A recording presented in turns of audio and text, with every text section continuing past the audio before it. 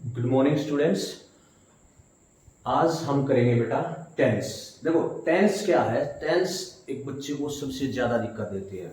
ठीक है, आप फिफ्थ क्लास से स्टार्ट करते हो, फोर्थ से, फिफ्थ से, सिक्स, सेवन्थ, एट्थ, आपको प्लस टू हो जाएगी। आप हर बच्चा कहता है सर टेंस सिखा दो, टेंस नहीं आती। तो आज हम इसी टॉपिक को करेंगे टेंस, जिसको हिंदी में क्या कहते हैं बेटा? काल। क्या कहते हैं? काल। ठीक है, काल का मतलब समय। यानी कि अब सबसे पहले बात होती है टेंस होते क्या है। टेंस होता क्या है?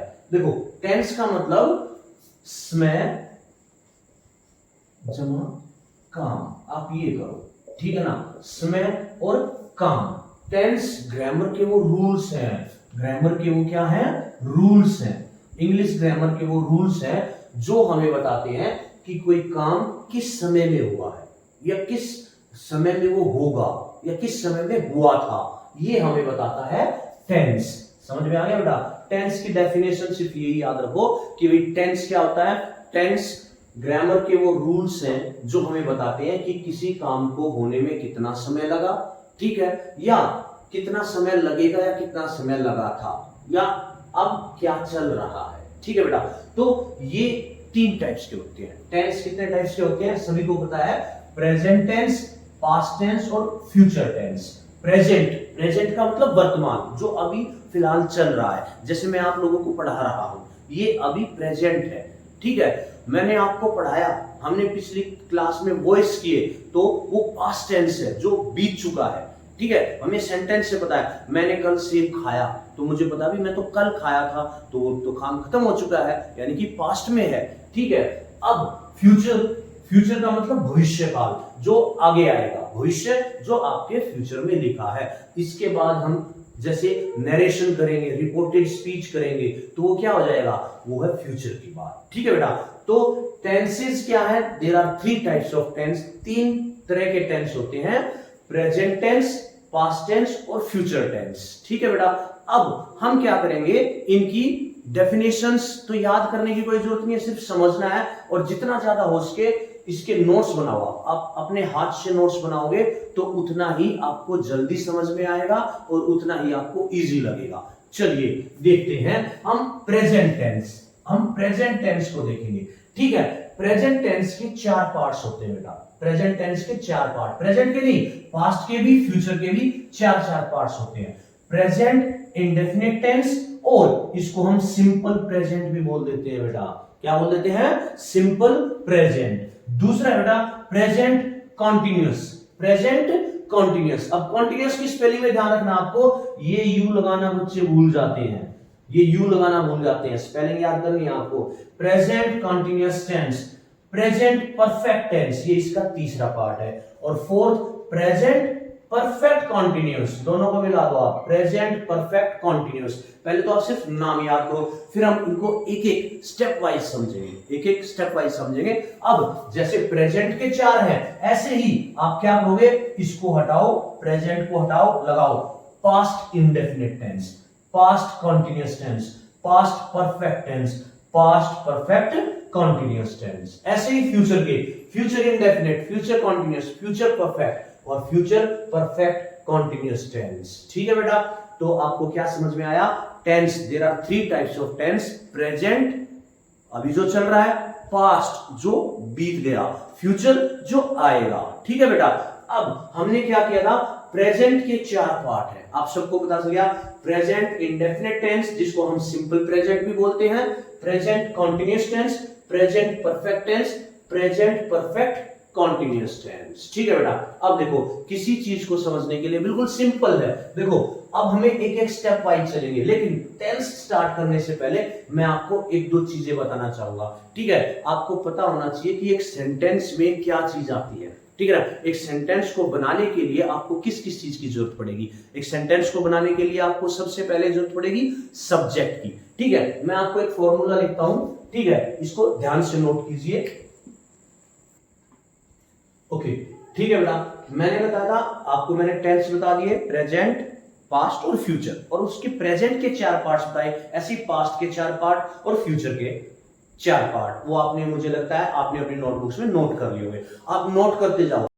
ओके स्टूडेंट्स, मैंने आपको बताया था कि आपने टेंस के मुझे लगता है आपने अपने नोट्स बनाते गए होंगे, साथ साथ में नोट्स बनाओ साथ साथ में, ताकि आप आप जो पिछली चीज है उसको आप रिवाइज करते रहो। चलो अब टेंस सीखने से पहले मैंने क्या बताया था, थोड़ा सा कि ये आप एक फॉर्मूला लिख लीजिए अपनी नोटबुक में, ये बहुत जरूरी है बेटा। कुछ भी सेंटेंस बनाने के लिए आपको सबसे ज्यादा सब्जेक्ट की जरूरत पड़ेगी, आपको वर्ब, वी फॉर वर्ब, आपको वर्ब की जरूरत पड़ेगी, आपके पास ऑब्जेक्ट होना चाहिए तभी तो एक सेंटेंस बन पाएगा। लेकिन उसमें मैंने क्या किया है, सब्जेक्ट प्लस हेल्पिंग वर्ब, और ये मैंने रेड पेन से जो मार्कर से लिखा है ये नोट। अगर आपका सेंटेंस नेगेटिव है तो नोट हमेशा हेल्पिंग वर्ब और वर्ब के बीच में आएगा, और फिर आपका ऑब्जेक्ट। ठीक है बेटा, जैसे अच्छा आपको पता है सब्जेक्ट क्या क्या होते हैं, ठीक है ना, कर्ता, जिसके बारे में हम बात कर रहे हैं, दैट इज आवर सब्जेक्ट। ठीक है, जैसे मैं पढ़ाता हूं तो सब्जेक्ट कौन है, मैं। ठीक है ना,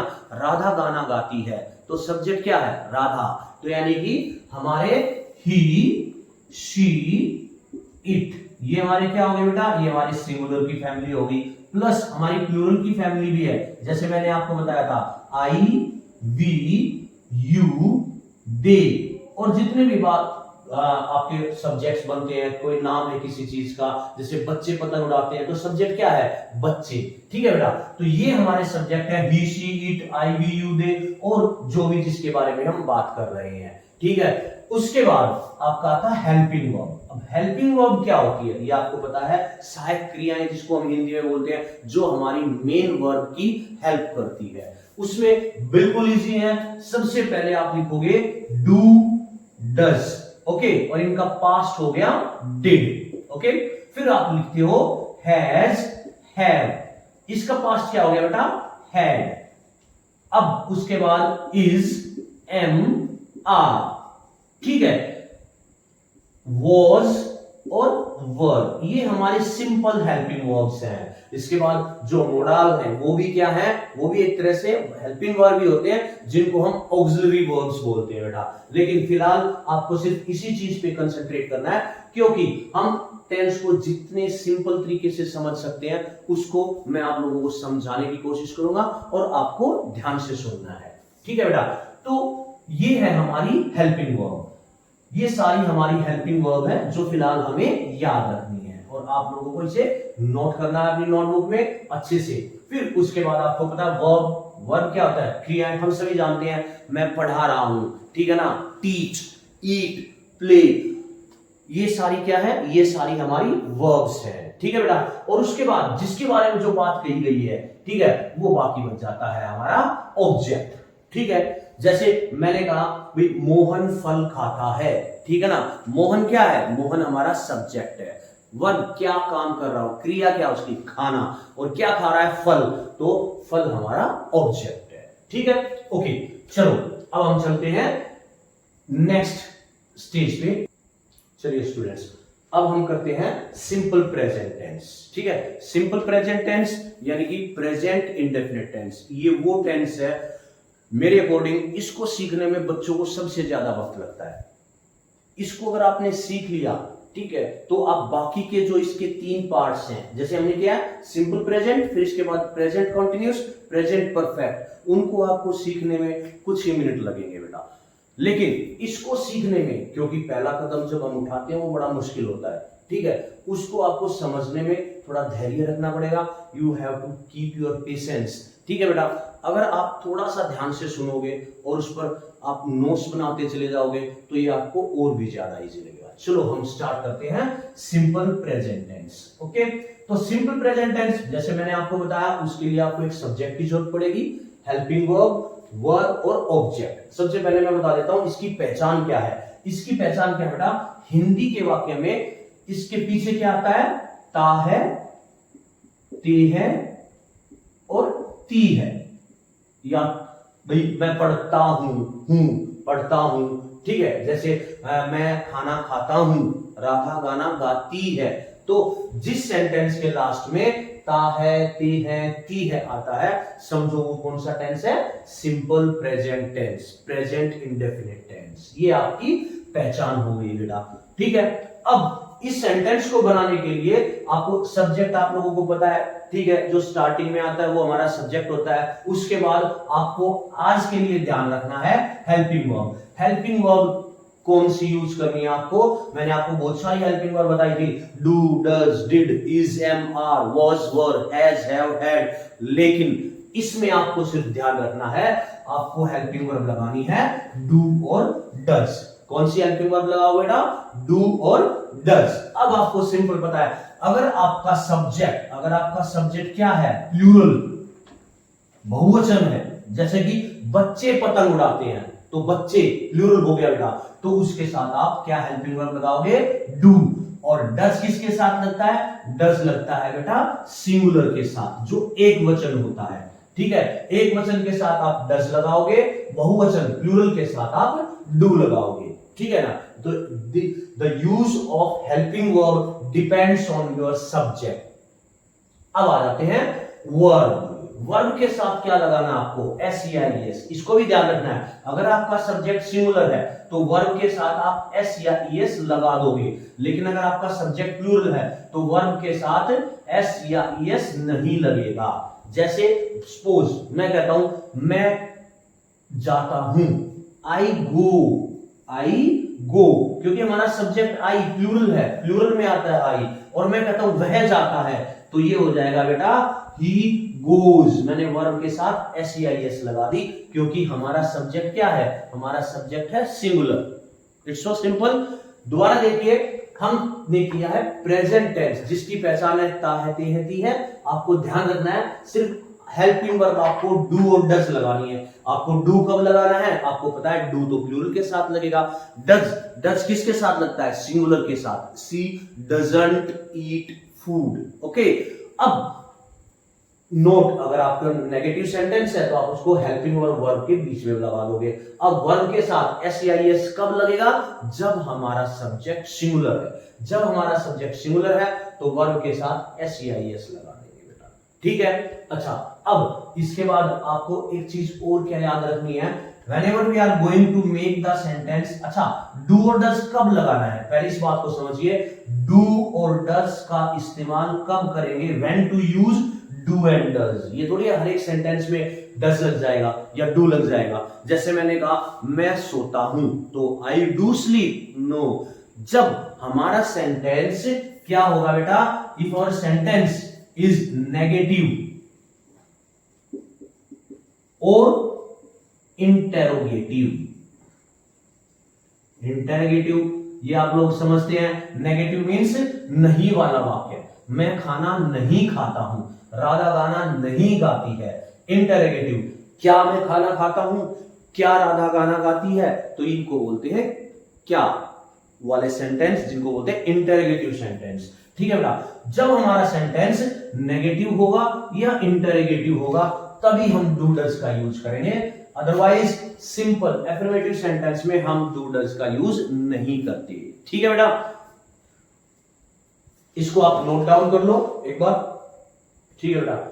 अब हम बनाना सीखेंगे सिंपल प्रेजेंट टेंस या प्रेजेंट इंडेफिनिट टेंस, ठीक है। मैंने आपको इस तरफ लिख दिए आपके कुछ रूल्स इसके, जो आपकी मदद करेंगे स्टार्टिंग में आपको ट्रांसलेट करने में, ठीक है बेटा। आ जाइए, बच्चे पतंग नहीं उड़ाते हैं। देखो सबके पीछे क्या है, ते हैं या ता है, कुछ भी है। पिताजी सोते हैं, ठीक है, या बच्चा सोता है, कुछ भी बोल लो, ठीक है। तो अब इसमें देखो हमें क्या, किस चीज की जरूरत पड़ेगी, सब्जेक्ट। पहले तो आप सब्जेक्ट पहचानना सीखो। इस सेंटेंस में क्या है, बच्चे पतंग उड़ाते हैं, तो बच्चे हमारा सब्जेक्ट है। इसमें पिताजी सोते हैं, पिताजी हमारा सब्जेक्ट है। क्या हम अखबार पढ़ते हैं, कौन काम कर रहा है, हम, तो हम यानी कि वी, फादर, चिल्ड्रन, ये हमारा सब्जेक्ट हो गया, ठीक है बेटा। अब इसको समझिए, अब हम ट्रांसलेट करते हैं। पहला सेंटेंस है बच्चे पतंग नहीं उड़ाते हैं, तो सब्जेक्ट क्या है, बच्चे, चिल्ड्रन, ओके, चिल्ड्रन। अच्छा बच्चे क्या करते हैं, चिल्ड्रंस लिख देते हैं। चिल्ड्रंस कोई वर्ड नहीं होता, पीपल्स कोई वर्ड नहीं होता, ये आप कुछ मिस्टेक्स करते हैं, उनको आप ध्यान रखिए। चिल्ड्रंस कभी नहीं होता, पीपल्स कभी नहीं होता, ठीक है। आ जाइए, चिल्ड्रन, अच्छा बच्चे। अब ये बच्चे पतंग नहीं उड़ाते हैं। क्या इस सेंटेंस में डू डज का इस्तेमाल होगा? होगा। क्यों? क्योंकि हमारा सेंटेंस क्या है? हमारा सेंटेंस नेगेटिव है। ठीक है बेटा, और नेगेटिव में हमें डू डज का यूज करना है। अब देखो सब्जेक्ट क्या है? चिल्ड्रन। चिल्ड्रन के साथ, चिल्ड्रन सिंगुलर है या प्लूरल? ये देखो ये प्लूरल है, तो चिल्ड्रंस के साथ आप क्या लगा दोगे बेटा? डू। तो चिल्ड्रंस डू, हेल्पिंग वर्ब हमने लगा दी, अब लगाओ not. Childrens do not, children, childrens नहीं, चिल्ड्रन डू नॉट वर्ब क्या कर रहे हैं? उड़ा रहे हैं, पतंग उड़ा रहे हैं। तो children do not fly, fly verb है, ठीक है। Children do not fly kites, बच्चे पतंग नहीं उड़ाते हैं। तो children do not fly kites, ये हमारा सेंटेंस। अब आपको पता चल गया कि इसमें डू नॉट का इस्तेमाल होगा। हेल्पिंग वर्ब डू, डू किस लिए आई बेटा? क्योंकि हमारा जो सब्जेक्ट है वो प्लूरल है, सिंगुलर होता तो डज लगाते। अगला सेंटेंस देखिए, पिताजी सोते हैं। सब्जेक्ट क्या है? पिताजी, फादर। फादर, क्या इसमें डू डज लगेगा? नहीं लगेगा, क्योंकि ना तो ये नेगेटिव सेंटेंस है, ना ही ये इंटेरोगेटिव सेंटेंस है, इसलिए हम डू डज का इस्तेमाल नहीं करेंगे। तो इसमें हमारी हेल्पिंग वर्ब भी नहीं लगेगी, इसमें हमारा नोट भी नहीं लगेगा। तो सीधा हमारा सब्जेक्ट, सब्जेक्ट के बाद आ जाइए सीधा वर्ब। वर्ब क्या है? सोना, सोते हैं। तो फादर स्लीप, फादर स्लीप। क्या ये सेंटेंस ठीक है? चेक करो कि भाई क्या मैंने वर्ब के साथ एस लगाई? यहां भी लगाई? नहीं लगाई। क्यों नहीं लगाई? क्योंकि हमारा सब्जेक्ट प्लूरल है, प्लूरल के साथ हमें एस नहीं लगाना, हमें लगाना है सिंगुलर के साथ, और फादर सिंगुलर है तो फादर स्लीप्स। ये अब सेंटेंस ठीक है आपका, ठीक है बेटा, फादर स्लीप्स। अगला, क्या हम अखबार पढ़ते हैं? अच्छा ये बात हम भूल गए, अगर इंटरोगेटिव सेंटेंस होगा तो हेल्पिंग वर्ब का क्या होगा? हेल्पिंग वर्ब सबसे आगे आ जाएगी। हेल्पिंग वर्ब क्या है बेटा? सबसे आगे आ जाएगी। पहले ऊपर वाला सेंटेंस देखो, जैसे बच्चे पतंग उड़ाते हैं, अगर मैंने कहा क्या बच्चे पतंग उड़ाते हैं, तो ये डू आपका इधर आ जाएगा और हम पीछे क्वेश्चन मार्क लगा देंगे। ऐसे ही पहले आप बताओ, क्या वो भूल जाओ, हम अखबार पढ़ते हैं, हम, वी। अब आपको पता है इंटरोगेटिव सेंटेंस है, आपको डू और डज का यूज करना है। तो अब डू लगाओगे या डज? फिर वही प्रश्न उठता है, हम, वी, हमारा सब्जेक्ट प्लूरल है तो हम डू लगाएंगे, तो आप यहां लगाओ डू। तो डू वी हमारा हेल्पिंग वर्ब भी हो गई, हमारा सब्जेक्ट भी हो गया, नहीं है ही नहीं इसलिए हम इसको यूज नहीं करेंगे। अब आएगी हमारी वर्ब। वर्ब क्या है? पढ़ना। Do we read, do we read. और अखबार को क्या कहोगे? Newspaper, newspaper. और क्वेश्चन मार्क लगा दोगे लास्ट में, क्वेश्चन मार्क लगाना मत भूलना। ओके, क्या हम अखबार पढ़ते हैं? Do we read newspaper. तो ये था हमारा सिंपल प्रेजेंट टेंस। इसमें कोई बड़ी बात नहीं है बेटा, आपको सिर्फ 4 चीजें याद रखनी है। मैं फिर आपको याद दिलाता हूं। सबसे पहले आपको ये फॉर्मूला याद करना पड़ेगा कि हमें पहले सब्जेक्ट लगाना है, उसके बाद हेल्पिंग वर्ब, फिर अगर सेंटेंस नेगेटिव है तो नोट, नहीं है तो नोट नहीं लगाएंगे, उसके बाद वर्ब और ऑब्जेक्ट। ठीक है बेटा, और वर्ब हमेशा ध्यान रखनी है, वर्ब के साथ आपको एस लगाना है। अगर हमारा सब्जेक्ट सिंगुलर है तो हम एस लगाएंगे, अगर हमारा सब्जेक्ट प्लूरल है तो हम एस नहीं लगाएंगे। सबसे बड़ी बात, डू और डज आपको याद रखना है। ता है, ते है, ती है, प्रेजेंट इंडेफिनिट में हेल्पिंग वर्ब डू और डज होगी, और इसका यूज कहीं नहीं होगा, किसी टेंस में नहीं होगा। इसलिए डू और डज कब लगेगी, ये आपके दिमाग में बार बार सवाल उठना चाहिए। डू और डज कब लगेगी? 2 चीजें। डू जब हमारा सेंटेंस नेगेटिव है, दूसरी बात जब हमारा सेंटेंस इंटरोगेटिव है तो हम डू और डज लगाएंगे, वरना नहीं लगाएंगे। ये आपके कुछ सेंटेंस थे, हमने देखा इसमें नहीं है, डू नॉट लगा दिया।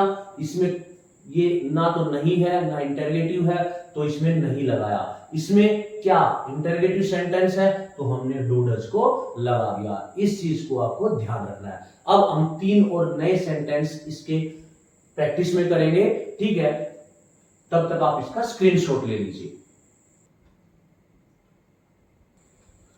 ओके, चलो बेटा एक और प्रैक्टिस करते हैं, हम 4 सेंटेंस की और प्रैक्टिस करते हैं। देखो आपको प्रैक्टिस जितना करोगे उतना ही आएगा बेटा। बाकी आप अगर वीडियोस देखोगे तो उसमें ऐसे सेंटेंस आपको प्रैक्टिस के नहीं करवाए जाएंगे, ठीक है। इसलिए मैं स्पेशल आपको यहीं पर प्रैक्टिस इसलिए करा रहा हूं ताकि आपको एक नहीं 2 बार 3 बार 4 बार समझ में आ जाए। तो चलिए हम इसी टेंस की फिर से प्रैक्टिस करते हैं।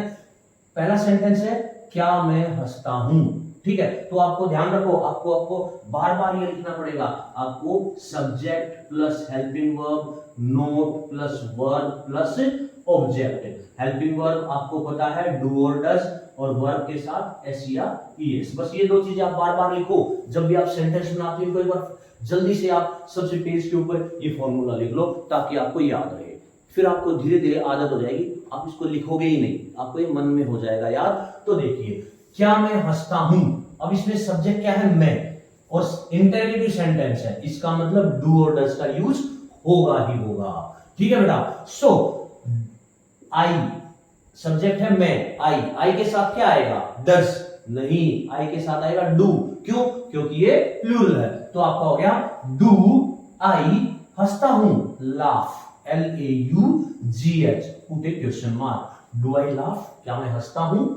तुम उत्तर नहीं जानते, तुम उत्तर नहीं जानते। तुम यू, ये भी प्लूरल है, ये भी प्लूरल है, लेकिन हाँ क्या इसमें नहीं है तो आप क्या लिखोगे, आप हेल्पिंग वर्ब लिखोगे यहां पर। You do not, you do not, तुम उत्तर नहीं जानते, यू डू नॉट नो, क्या नहीं जानते the answer, you do not know the answer. Subject, आप देखो सेंटेंस बनाने के बाद चेक करो बेटा, आपका सब्जेक्ट है, हेल्पिंग वर्ब है, नोट है, वर्ब है और ऑब्जेक्ट है, आपका सेंटेंस पूरा कंप्लीट, ठीक है बेटा। अब देखिए पानी सर्दी में जम जाता है, पानी सर्दी में जम जाता है, सब्जेक्ट क्या है पानी, वाटर, ओके। हमने लिख दिया वाटर, डूडल्स क्या आएगा, नेगेटिव सेंटेंस नहीं है, इंटरोगेटिव नहीं है, डूडल्स को भूल जाओ, आएगा ये नहीं। अब डूडल्स नहीं आएगा तो हमारा सीधा सब्जेक्ट के बाद हम वर्ब पर चलेंगे। तो वाटर फ्रीज, FREEZES, फ्रीजेस, क्योंकि वाटर सिंगुलर है, water freezes in winter, water freezes in winter. ये ध्यान रखना आपको, आपका सब्जेक्ट सिंगुलर है तो आपको SEIS वर्ब के साथ लगाना है, ठीक है बेटा। अगला सेंटेंस देखिए, वह तुम्हारा आदर नहीं करता, वह ही क्या हम हेल्पिंग वर्ब यूज करें क्योंकि नेगेटिव सेंटेंस है, ओके। ही डज नॉट, ही के साथ क्या लगाओगे बेटा डज नॉट। देखो मैं फिर कह रहा हूं ये सेंटेंस थोड़ा आपको दिक्कत दे सकता है क्योंकि आपको स्टार्टिंग में कुछ चीजें याद रखनी है इसमें, बाकी सेंटेंस में इतना याद नहीं रखना पड़ेगा, आपको तुरंत याद हो जाएंगी क्योंकि इसमें आपको सोचना पड़ेगा हेल्पिंग वर्ब लगाऊं या नहीं लगाऊं। बाकी में नहीं है, बाकी में सभी में लगाना पड़ेगा, कंटिन्यूअस टेंस में लगानी पड़ेगी, परफेक्ट टेंस में लगानी पड़ेगी, इस टेंस में आपको सोचना है, ठीक है। और जब भी आप कुछ सोचने का काम करते हो तो दिमाग तो लगेगा बेटा। तो इसमें आप देखो ही के साथ डज, ही डजंट, हमने सब्जेक्ट हो गया ही, डज नॉट, वर्ब क्या है सम्मान करना, respect, he does not respect you, full stop, he does not respect you, हम इसको ही डजंट रिस्पेक्ट यू ऐसे भी बोल सकते हैं। अब इसी सेंटेंस को हम क्या करेंगे बेटा, मैंने कहा क्या वह तुम्हारा आदर नहीं करता, क्या वह तुम्हारा आदर नहीं करता, बताओ बेटा इसमें क्या वह तुम्हारा आदर नहीं करता, इसमें हेल्पिंग वर्ब का क्या करना है, हमें क्या करेंगे यूज तो करेंगे, कहां यूज करेंगे at starting sir, as a starting, very good. हम उसको अपनी हेल्पिंग वर्ब को डज को यहां आगे ले आएंगे। अब ये सेंटेंस हो गया does he not respect you और क्वेश्चन मार्क लगा देंगे, लेकिन क्योंकि ये सेंटेंस हमने नहीं बनाया तो मैं इसको इरेज कर देता हूं। ध्यान रखो तुम उत्तर नहीं जानते, क्या तुम उत्तर नहीं जानते, तो इसमें आगे आ जाएगा do you not know the answer, do you not know the answer, put the question mark at the last. चलिए इसका भी एक स्क्रीनशॉट ले लीजिए जल्दी से। चलिए बेटा एक लास्ट में रिवीजन दे देते हैं आज की क्लास का, फिर हम क्लास एंड करेंगे। देखो आज हमने किया है बेटा सिंपल प्रेजेंट टेंस, जिसको हम बोलते हैं प्रेजेंट इंडेफिनिट टेंस, जिसकी पहचान है ता है, ते है, ती है। हिंदी के वाक्य में जब ता है, ते है, ती आता है लास्ट में, तो वो प्रेजेंट इंडेफिनिट टेंस है। मैं खाना खाता हूं, तुम सोते हो, वह रोता है, तो ये सब क्या है, प्रेजेंट इंडेफिनिट टेंस। तो मैंने आपको बताया था फॉर्मूला याद रखना है, subject, helping verb, not, verb और ऑब्जेक्ट। आज आपको सिर्फ घर पे ये याद रखना, आपको इस चीज की प्रैक्टिस करनी है कि आज मैंने प्रेजेंट इंडेफिनिट टेंस किया, उसमें हेल्पिंग वर्ब मैंने लगाई डू और डज, और डू और डज कब लगेगी, ये क्वेश्चन आप अपने आप से करते रहो। डू और डज कब लगेगी, डू और डज जब लगेगा जब हमारा सेंटेंस या तो नेगेटिव से है या इंटरोगेटिव से है। ठीक है बेटा, अगर सेंटेंस नेगेटिव और इंटरोगेटिव है तो हम डू और डज यूज करेंगे। अब बात आती है डू और डज किसके साथ लगाना है। आपको पता है डू हमेशा प्लूरल के साथ आता है,